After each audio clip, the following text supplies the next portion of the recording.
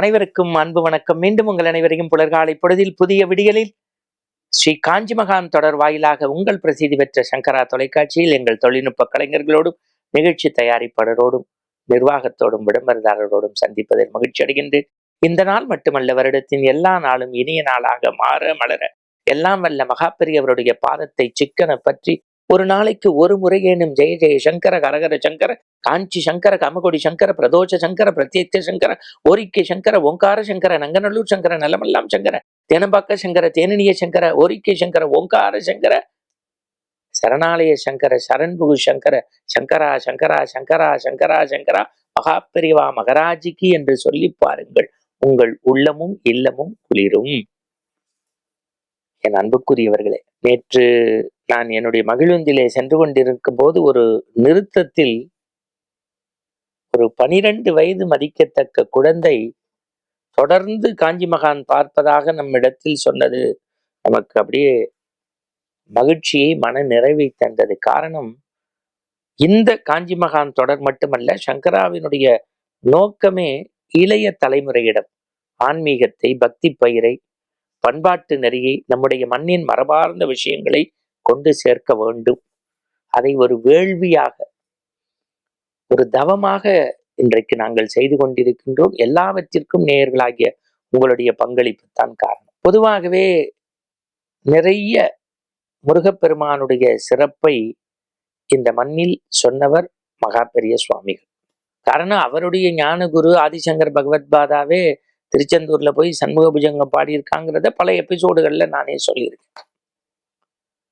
பெரியவா முகாம் உங்களுக்கு தெரியும்.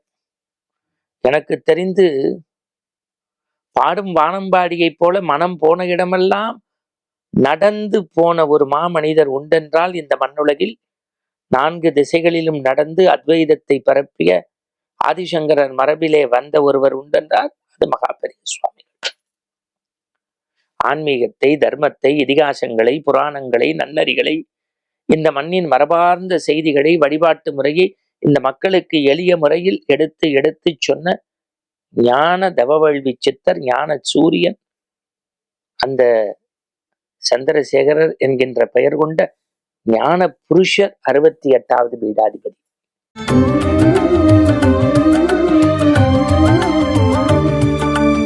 ஒரு முறை திருத்தணிக்கு பயணப்படுகின்றார் பாத யாத்திரையாக. திருப்பதி நோக்கி செல்ல வேண்டும் என்று நினைக்கின்றேன். திருத்தணி நோக்கி பயணப்படுகின்றார். பன்னெடுங்காலத்திற்கு முற்பட்டது. இப்போதைய வசதிகள் போல அப்போது கிடையாது. திருத்தணியிலே ஒருவர் பட்சண கடை, பிரசாத கடை வைத்திருந்தார். அந்த கடையிலே எஸ் பலராம ராவ், நான் ஏன் இன்சியலோட சொல்றேன்னா இது ஆதாரமான செய்திகள், உள்ளதை உள்ளபடி சொல்கின்றோம். எஸ் பலராம ராவ், அவருடைய சொந்த ஊர் காஞ்சிபுரம். திருத்தணி அந்த பட்சண கடையில பிரசாத ஸ்டால்ல வேலை பார்க்கிறார். இன்னைக்கு அவர் முதலாளி இல்லை, இவர் மட்டும்தான் இருக்கார், எல்லாம் பண்றார். உடம்பு முழுக்க அவருக்கு ஒரு தளர்ச்சி, குளிர் நடுக்கம், தலைவலி, உடம்பு காய்ச்சல் எல்லாம் சொல்லிட்டு அந்த முதலாளி அம்மாவுடைய துணைவியார் அன்றைக்கு கடையில இருக்கா, அனுமதி பெற்றுட்டு நான் சீக்கிரம் கீழே போகணும், போயிட்டு கொஞ்சம் ஓய்வு எடுத்துக்கலாம்னு நினைக்கிறேன், உடம்பு முடியல, போ போ போ போன்ட்டா அந்த அம்மா. சூரியன் அஸ்தமிச்சாச்சு, மலையிலேருந்து கீழே வரணும். இப்ப மாதிரி வாகன வசதி எல்லாம் இப்ப கிடையாது, ரோடும் சரியா இருக்காது. அப்பெல்லாம் உங்களுக்கு தெரியும், ஒரு 7-8 மணி ஆச்சுன்னா கடற்கண்ணி எல்லாம் அடைச்சிருவா, ஒரு நிசப்தம் ஆயிடும். நான் சொல்றது எப்படியும் குறைஞ்சபட்சம் ஒரு 60 ஆண்டுகளுக்கு முன்னே இருக்கும். அண்ணன் தண்ணி ஆகாரம் கிடைக்காது. இப்ப 2 இருதுருவமா உங்களுக்கு சொல்ல போறேன். திருத்தணியிலேருந்து எஸ் பலராமராவ், காஞ்சிபுரத்தை சேர்ந்தவர், அந்த பச்சனை கடையில வேலை பார்த்தவர், மலையிலேருந்து கீழே வரார். பெரியவா பாத யாத்திரையா போனவர் முருகனை பார்க்கலாம் அப்படின்னு நினைக்கிறார். 2 பேரும் ஒரு இடத்துல சந்திக்கிறார். ஒரே இருட்டு, நிசப்தம், பறவை சத்தம், வண்டுகள் சத்தம், எங்க பார்த்தாலும் ஜெய ஜெயசங்கர கோஷம். பெரியவாளோடு பின்னாடி வந்த சில பக்தர்கள், பணிவிடை செய்யறவா எல்லாரும். இந்த பலராம் ராவ்ட்ட பெரியவா கேட்க சொன்னா சன்னதி திறந்திருக்குமான்னு. இல்ல அப்பயே மூடுறதுக்கான வேலைகள் நடந்தது. இப்ப சன்னதி திறந்திருக்க வாய்ப்பு இல்ல. பெரியவா சைகையால சாப்பாடு எங்கேயாவது கிடைக்குமா அப்படின்னு கேக்குறா. பலராமராவ் சொல்றார், வர்ற வழியில ஒரு 2 கடைய சொல்லி அங்க கிடைச்சாதான். உடனே அந்த மேலாளர் சொல்றார், அதெல்லாம் தாண்டி தான் நாங்க வந்தோம். எதுவுமே கிடைக்கல.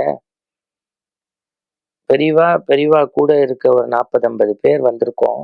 இந்த 40, 50 பேர் ஏதாவது சாப்பிட்டாதான் பெரியவா மனசு குளிரும். இப்ப என்ன பண்றது அப்படின்னு. நெடுஞ்சாங்கடையா அந்த தோல்ல கிடந்த துண்டை இடுப்புல கட்டிட்டு பலராமராவ் கீழே நமஸ்காரம் பண்ணி, பெரியவா உத்தரவு போட்டா நான் மலை மேல பிரசாத கடையில இருக்கேன். நீங்க உத்தரவு போட்டா உடனடியா ஒரு ஒரு ஒரு 1/2 மணி நேரத்துல எல்லாருக்கும் வெண்பொங்கலும் தொட்டுக்க புளிக்காய்ச்சலும் ரெடி பண்ணிடுவேன். எதுக்காக மலையிலேருந்து இறங்கி வந்தார்? உடம்பு முடியல, உடம்பெல்லாம் நடக்கும், குளிரு, ஜுரம்னு முதலாளி அம்மாட்ட பர்மிஷன் வாங்கிட்டு அவர் கீழே வரார். இவர் முருகனை சேவிக்கலான்னு போறார்.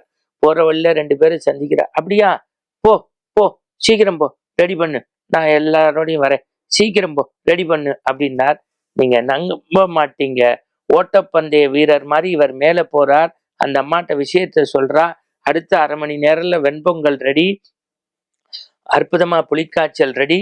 என் அன்புக்குரியவர்களே, வந்த அத்தனை பேருக்கும் மந்தார இலைய போட்டு பிரமாதமா சாப்பாடை கொடுத்து மனநிறைவு படுத்தி பெரியவாள்கிட்ட அங்கேயே பார்த்து நெடுஞ்சாங்கடையா நமஸ்காரம் பண்ணோன்ன பெரியவா சின்ன சிரிப்பு சிரிச்சுன்னு சொன்னாராம், முருகன் உங்களை எல்லாம் கைவிட மாட்டான் பற்றியோ, சாப்பாடு போட்டுட்டான்னாராம். அப்படியே பலராமராவுடைய அந்த கடையோடைய ஓனரம்மா சொன்னாராம், 5 மணிக்கு உடம்பெல்லாம் குளிரு ஜுரம் நடுங்கினதுன்னு இப்போ ஒத்த வார்த்தை அந்த புனிதர் ஞானி சொல்லிட்டாரு பார், முருகனே சாப்பாடு இதை விட நம்ம கடைக்கு என்ன பாக்கியம்னாராம். ஒவ்வொருத்தருக்கும் எண்ணி எண்ணி அருள் பாடித்த ஞான குரு நம்முடைய மகா பெரியவர். மீண்டும் நாளை சந்திப்போம்.